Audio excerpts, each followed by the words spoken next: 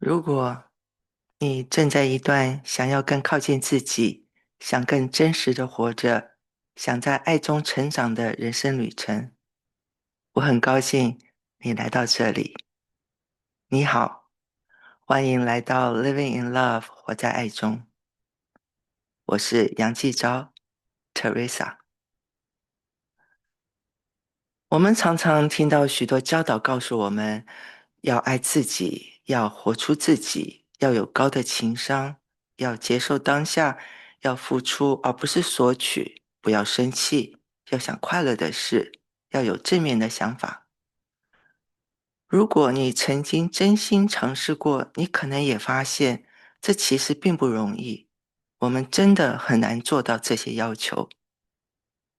这不是因为我们不够努力，而是因为我们往往不知道怎么做。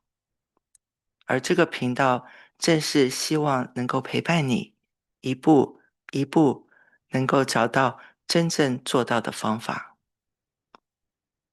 我们会从日常生活的觉知与情绪成长出发，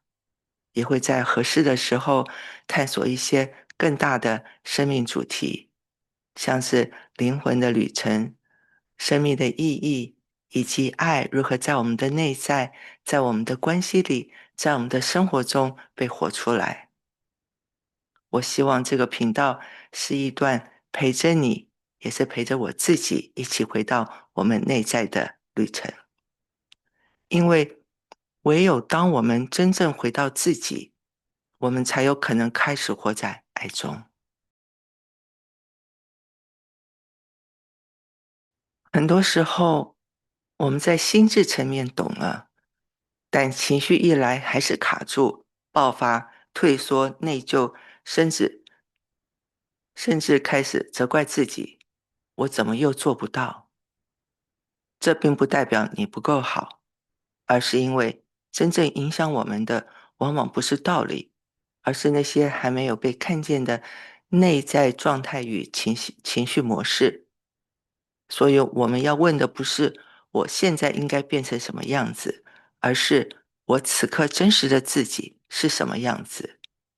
温柔、诚实的学习，看见自己内在正在发生的状态与情绪是什么。因为真正需要被理解的、需要被看见的，往往不是道理，而是看见我们的情绪正在发生什么。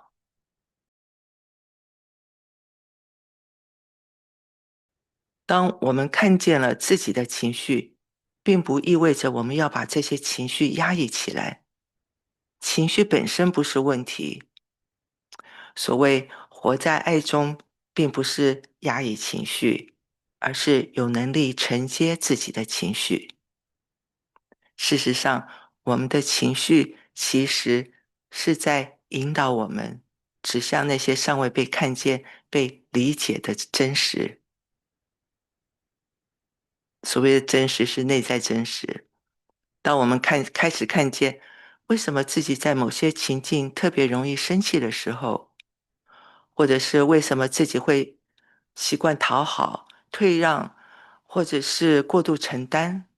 那又为什么自己的内在有很深的渴望，但同时又藏着一些害怕的时候，在这个过程中，我们就会发现这些情绪反应并不是偶然或是单一的，而是反复出现的情绪模式。而当情绪模式被看见、被承接，我们就不再只是被情绪推着走，我们才有可能从这种自动反应的情绪模式中走向有觉知的选择。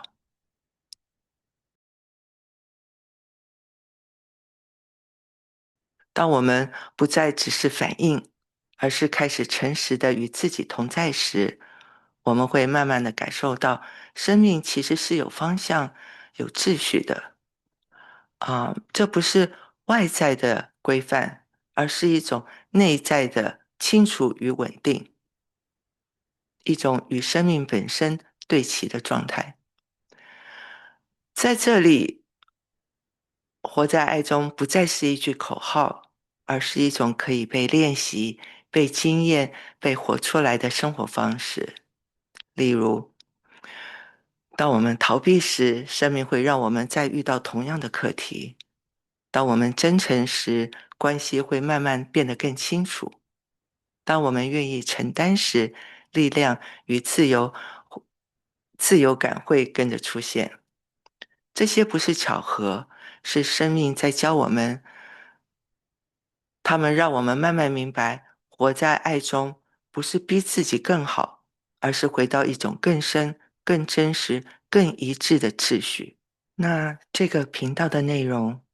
是来自那些真正陪伴我走过生命的路，